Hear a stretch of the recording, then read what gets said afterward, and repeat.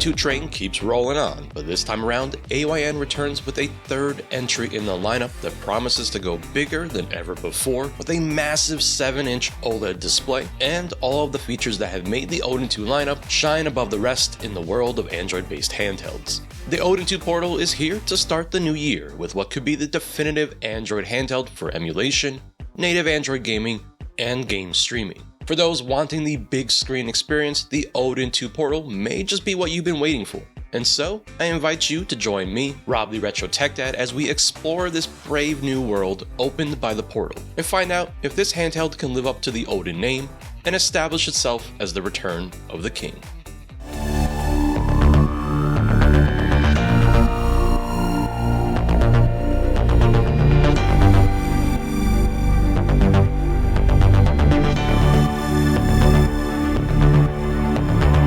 Let's do a lightning round of specs, just as a refresher of what we can expect to get with the Odin 2 Portal, which, like the other Odin 2 models, is powered by Qualcomm Snapdragon 8 Gen 2, which is an 8-core chipset with clock speeds up to 3.2 GHz. As in the past, AYN is offering the Odin 2 Portal in a base, Pro, and Max configuration, and is available for pre-order on their Indiegogo campaign, starting at $335 for the base model, which has 8GB of LPDDR5X RAM, and 128GB of UFS 4.1 storage, and goes all the way up to $502 for the Max model with 16GB of RAM and 1TB of storage. We've got a beautiful 1080p 7-inch OLED display with a 120Hz refresh rate and up to 800 nits of brightness, which for AYN is the first time that they've used an OLED panel, and this is the largest display they have ever put in a handheld. All of the usuals from the Odin 2 lineup are available here on the Odin 2 Portal as well, including USB Type-C, Wi-Fi 7, Bluetooth 5.3,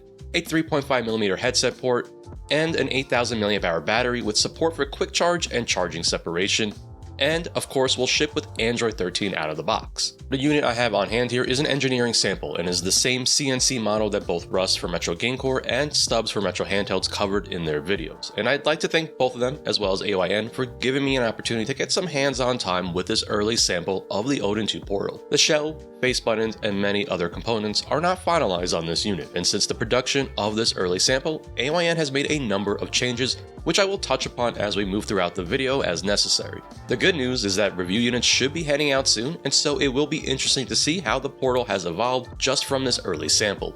So let's take a quick tour around the Portal and get familiar with the device up close, and for the most part what we see here will be the same in terms of placement.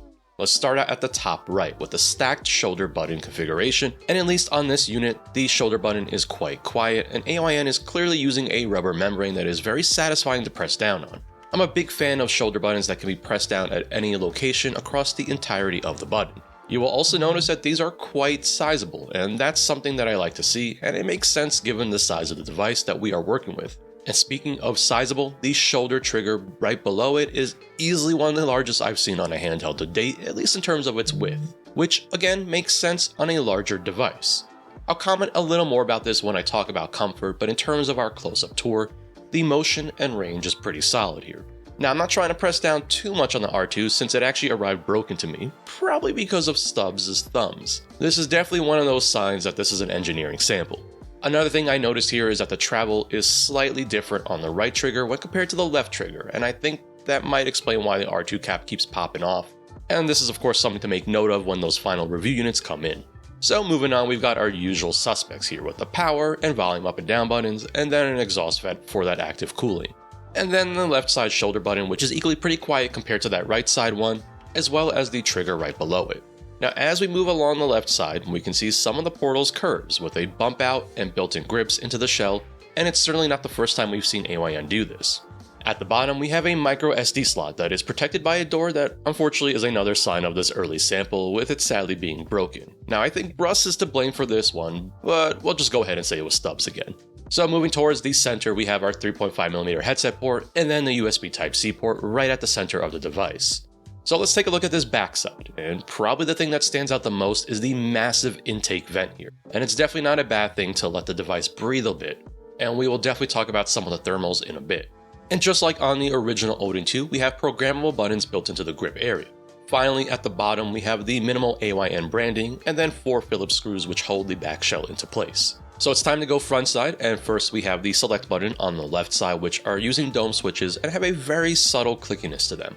And then right below that, we have the return of the same ginful analog sticks that we have now seen on numerous devices, including AYANE's own Odin 2 and Odin 2 Mini.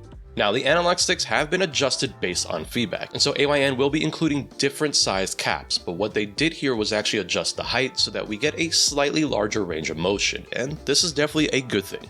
And then there's the D-pad that is very much not final here and is very loose in the shell. The funny thing is that despite this, I kind of like how much movement it has and how well it pivots and presses down, but I have a lot of confidence that AYANE will get this down based on their prior devices and the awesome D-pads that are on the Odin 2 and on the Mini. And like the rest of the Odin 2 lineup, we've got front-firing speakers, and beside that, a dedicated home button for Android. The star of the show here, of course, is the 7-inch 120Hz panel, which is the largest AYANE has used to date. Now let's go to the right side with the start button opposite the location of the select, and then the face buttons, which are set up in the Xbox style ABXY configuration. These unfortunately are very stiff to press down on, and it is something that AYANE knows about, so I don't want to comment too much on these. I will say that the travel is just right on them, and when you press down, I like that they still sit above the face of the device. I also like the contrasting matte plastic that surrounds the face buttons, which is probably a good idea given what we've seen in the past with the Retroid Mini and a fully glass design. Below these we have our second analog stick, and then below that the dedicated back button for the Android interface, as well as that second front-firing speaker. So I rounded up a few friends that will help us out so we can do some quick comparisons. And this is kind of important because it will allow us to talk about how the Odin 2 Portal stacks up in terms of comfort against some of these handhelds, including AYANE's own Odin 2 and Odin 2 Mini, which are up first in this round of comparisons.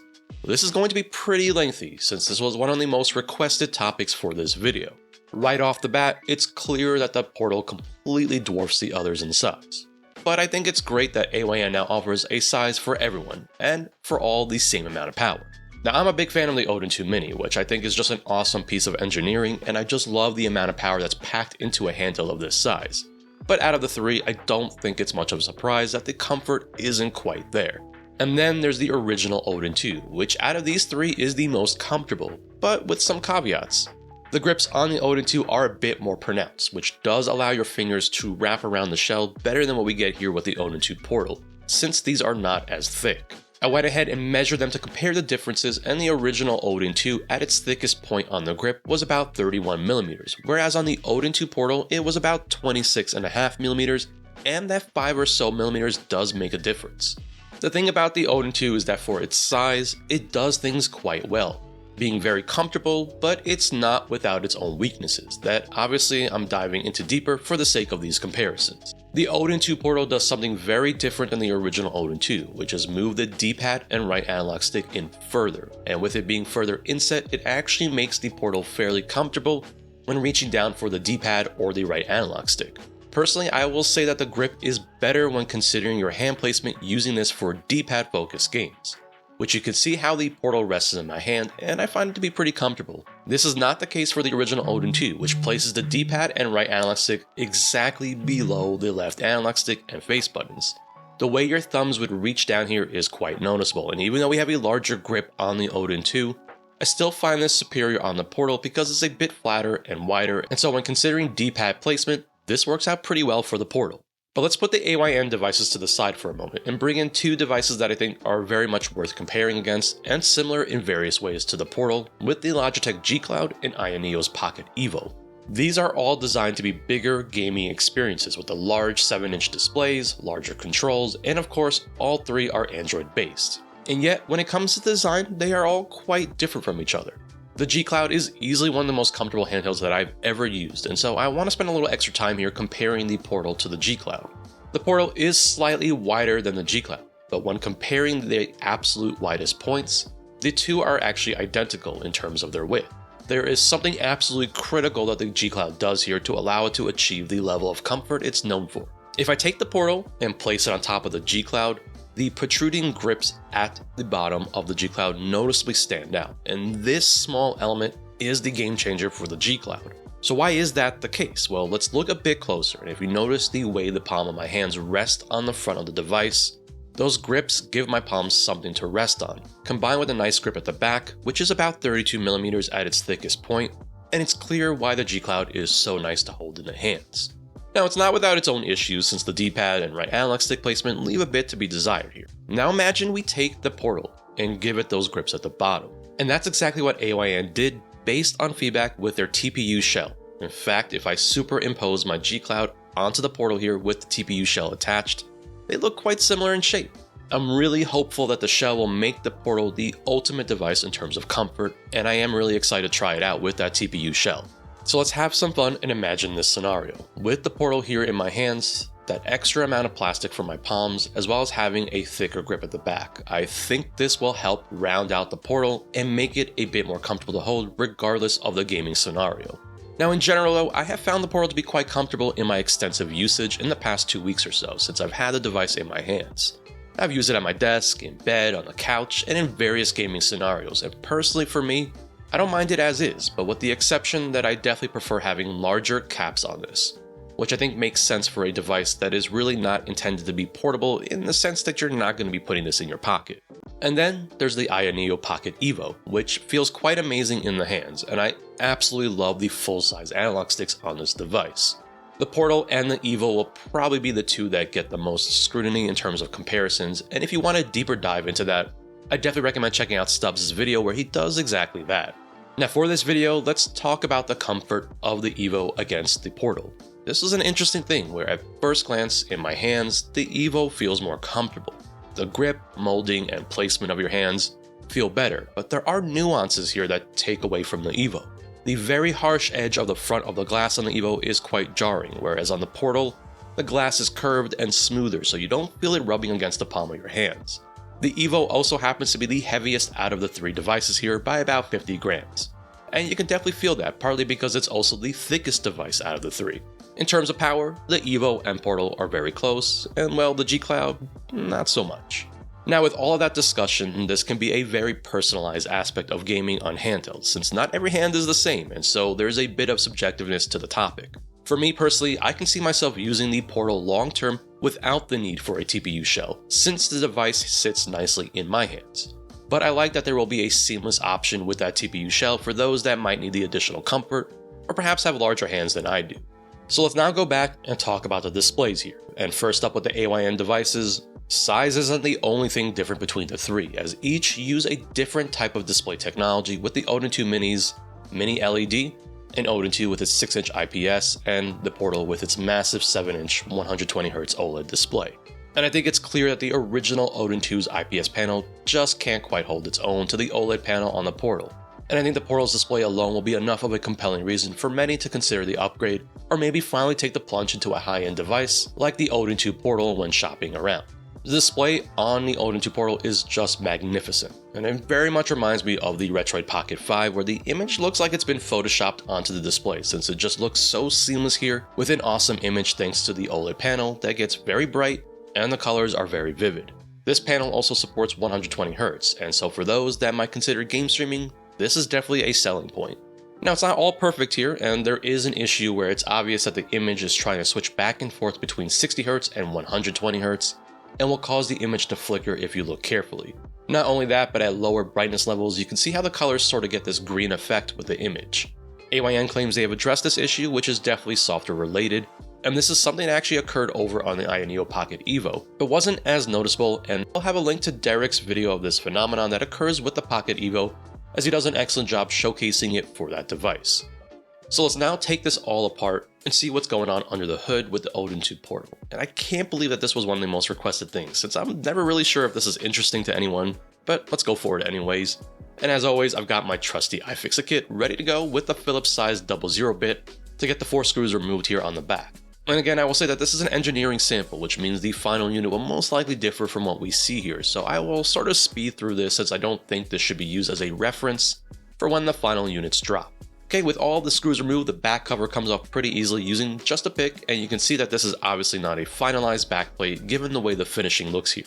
I do like that AYANEO is using a screen for the entirety of the vent here, which amazingly I've seen lots of handhelds that don't actually include this simple thing. Let's get in closer and take a look at the back exposed, and I'm already noticing something very interesting here in the arrangement with the shoulder triggers using slightly different mechanisms from each other. And as is the case with a lot of these triggers, the caps just pop off, so let's take a look at these up close, and again you can see that the finishing is obviously not finalized here. So let's work on the right side, which has the face buttons and right analog stick, and just check out how things look in here. The speaker here does need to be removed in order to gain full access to the board, since there are a few sneaky screws underneath, but it does easily come right out. There are 10 total screws here that need to be removed to get the plastic covering off. And just like that, they're all removed, and it's very obvious that this plastic piece is not finalized at all because of how rough the finishing is. With that cover removed though, we now have a peek at the board and the Jinful analog sticks that I've become a huge fan of, and we've seen these same sticks on the entirety of the Odin 2 lineup. We've got another very interesting find here in this teardown, with the top shoulder button using 2 membrane contact points. I don't think I've ever seen this before on a handheld, but definitely let me know in the comments if you've seen a setup like this.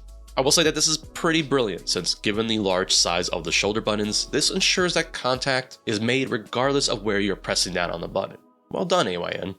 Okay, let's get this analog stick out of here, which is separate from the board and is held into place with 2 screws. These are pretty familiar if you've checked out any of my prior teardowns for the other Odin 2 devices, or even on the Retroid side. Let's now work on getting the main board taken care of, which has a few cables that need to be disconnected, and then just 3 screws that are holding it into place. And just like that, here's the board removed, and now we have access to the face buttons. Let's take a closer look at the membrane, which will be one of those things that will be interesting to see how they end up in the finalized Portal unit. And then, of course, the face buttons, which definitely are rough looking and very much sample quality here. The face buttons are keyed differently and will need modification if you want to switch them to a Nintendo style layout. Okay, so we were able to confirm a few things and learn some new things, but how about gaining access to the battery for removal and replacement? So let's move towards the center, and the battery here, despite being visible, cannot actually be removed since there is a cable that connects it to the main board that is buried under the plastic casing that is over the fan and chipset in the middle. This plastic case is held into place with 4 screws, so let's get those removed quickly, and again this is another piece that lacks the retail finishing touches as expected. But with this removed, we can see the large heatsink with the copper pipes, and this handheld does a good job with its thermals. It's actually pretty impressive, which we will see more of in a little bit. Okay, so we now have access to the connection for the battery, which means that this actually isn't too bad of a process to get to the battery, since you can essentially remove the backplate, remove the plastic covering the fan and heatsink, and then you have access to the battery connection. AYN actually holds down the battery connection with a solid metal piece that uses 2 screws, which is something I don't see a lot of and is a nice touch in terms of securing the battery connection and protecting it. Once you remove the 2 screws here, we can then simply pop off the cable and pull the battery out for removal or replacement. Let's now focus our efforts on the left side, which has the D-pad and the left analog stick. I don't think I showed a close-up of the speakers, but here it is, and it's a pretty sizable piece that, like most of the other elements here, are enclosed in a prototype casing, and it should look different in the final unit. The left side, like the right side, has a plastic shell that is held into place with 10 screws, so let's magically get those out in an instant and take a closer look at the unusual mechanism for the left shoulder trigger, which has an arm that extends down. And I will say that when the unit is assembled, it actually doesn't feel any different from the other side, which is also pretty interesting. Okay, let's get the analog stick removed, disconnect the cables here, and then remove the 3 screws holding this daughter board in place so we can peek at the D-pad and its membrane.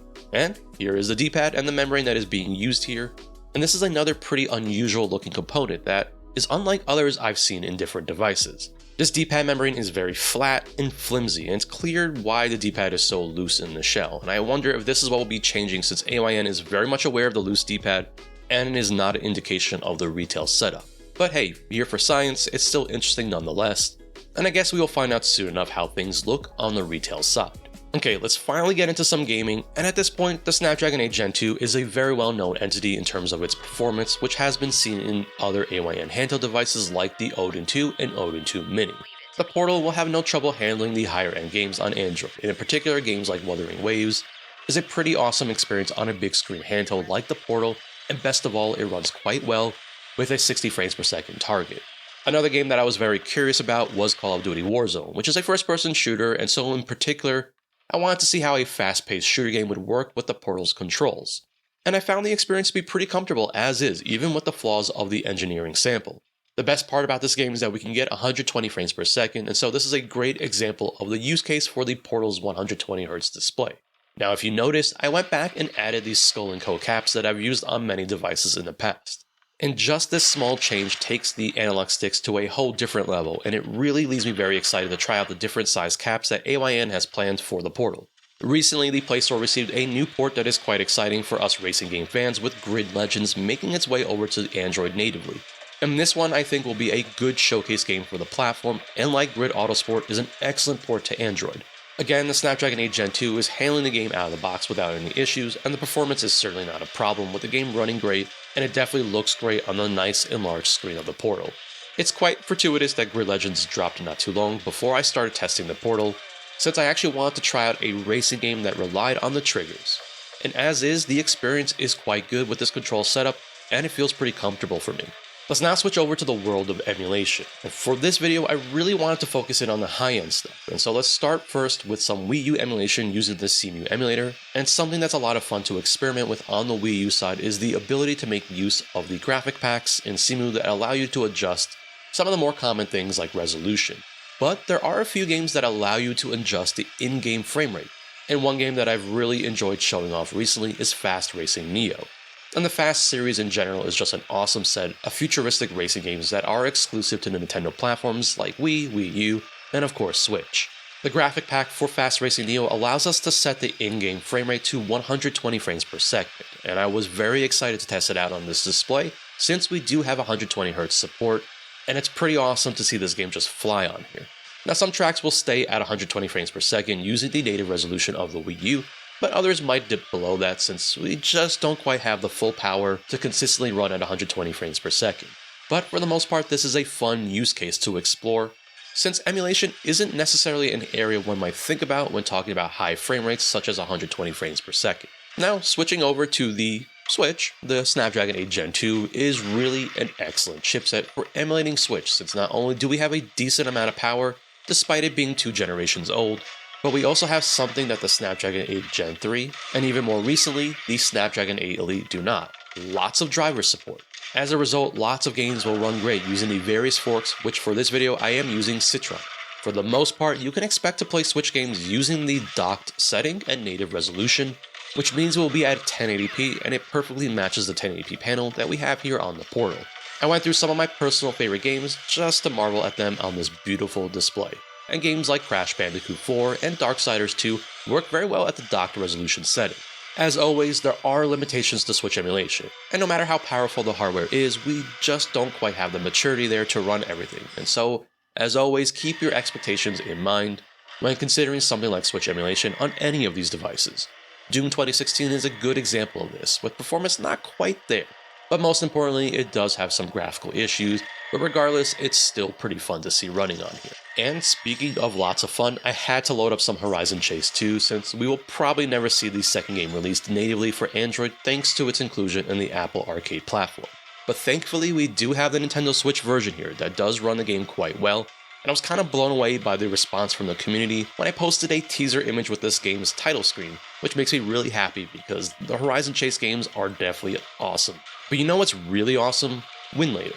And more recently on my channel, I have been diving into Winlator quite a bit, first with the Retro Pocket Mini, and then the Retro Pocket 5. And so now it seems fitting to talk about Winlator with the Snapdragon 8 Gen 2, which again has excellent driver support and is quite capable when it comes to playing Windows games here on the Odin 2 Portal.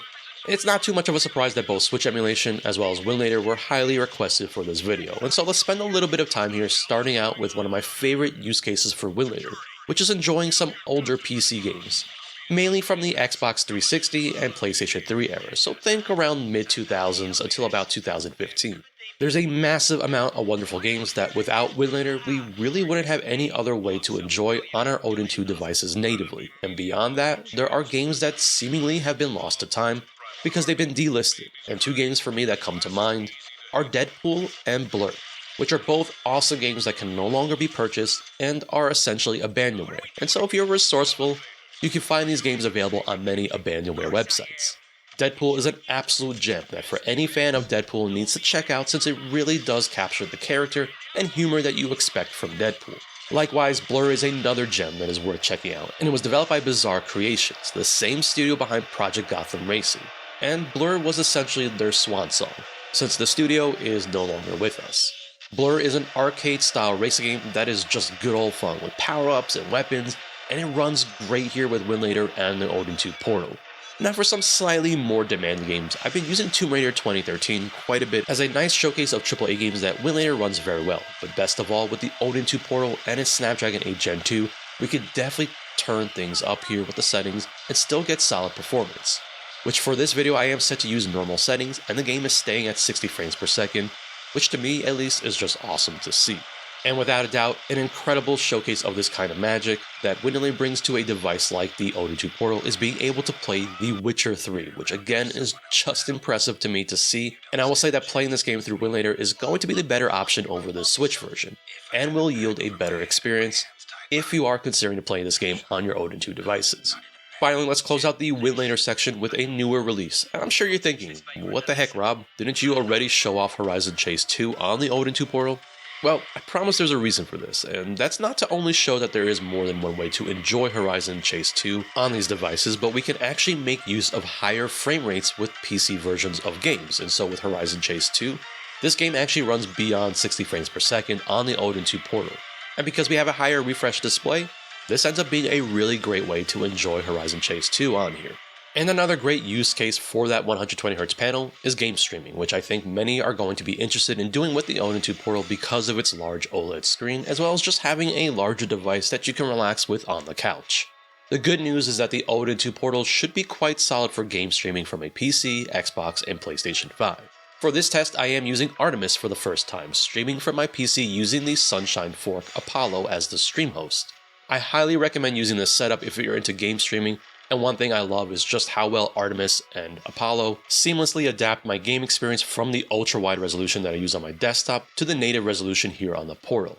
Now for my streaming setup, my computer is hardwired to the network and performance is solid as you can see from the stats, as well as the average decoding times, which are excellent, ranging from between 6 and 8 milliseconds. And while not the lowest I've seen on a device, the numbers are very solid and still on the lower side. There's no doubt that Ori and the Will of the Wisps looks great here using the Portal's native resolution of 1080p at 120 frames per second. So as long as your network is up to the task, I think the Portal will be an awesome streaming handheld. And after all of this, how well does the Odin 2 Portal fare in terms of battery life? So let's first start with the lighter test, and with the Odin 2 Portal at 50% brightness and 50% volume with the Wi-Fi, Bluetooth, and fan turned off, as well as the battery saver option turned on, using the standard performance option, Mega Man X2 for the Super Nintendo managed almost 21 hours of on-screen time, which is pretty remarkable. And then, as usual, my higher end test with Kratos endlessly leaping in God of War 2. I have the Portal set to use the same 50% brightness and volume with the Wi-Fi turned back on, Bluetooth off, and the fan set to the Smart option, using just the standard performance setting. The game is set to use 4 times the native resolution of the PlayStation 2, which will definitely push that standard performance setting quite hard. Now I'm going to mark this at 3.5 hours of full performance, since after that mark Android went into the super battery saver mode that just tanks performance in game, but manages to squeeze an additional 30 minutes of battery life out of the Portal. I will say that 4x is really not necessary if you're just looking to play at 1080p, and again this is just meant to push the Portal. But if you know me, I still went back and tested battery life at 2.5x native resolution, which is close to a 1080p equivalent here, and the Portal managed a solid 5.5 hours of full performance, once again with Android doing its battery saver thing, giving us an additional 20 minutes or so of battery life. But you can see how the Odin 2 Portal can give us at least 5.5 hours of PlayStation 2 with upscaling and still manage that kind of battery life. Finally, I tested the charging capabilities and the Portal reached 42% in 30 minutes, with a full charge from 0 to 100% taking a little over 1 hour. AYANEO has further optimized the battery performance from the sample units, and it is another area that'll be interesting to see what kind of improvements we get from their optimization. But one area that has really impressed me with the Portal are the thermals, and it's something that to me was very noticeable using the device for the past 2 weeks in a very good way. The device just doesn't really seem to get all that hot, and I used the Portal with the smart fan option, and I was impressed by just how cool and quiet it stayed. So I measured the thermals at the beginning of my God of War 2 battery test, and then came back about an hour and a half later and measured the thermals again, and the numbers were just solid, especially when you hold the device in your hands. You'll never really feel the heat, and best of all, I couldn't even tell that the fan was running. And even in terms of thermal stability, the numbers here are excellent, and so it shows that the Odin 2 Portal can definitely handle those heavy loads without much issue, and the exercise here is doing the device wonders. And so I think I've spent a good amount of time here with this engineering sample. And what has really impressed me even at this stage is just how solid things are overall. I can see that this handheld is going to be something special, and I'm really excited to get my hands on the finalized unit. I hope you enjoyed this video, and I look forward to bringing you more content with the Odin 2 Portal and dive further into all that it can offer. But until then, as always, I am the Retro Tech Dad, and thank you so much for watching.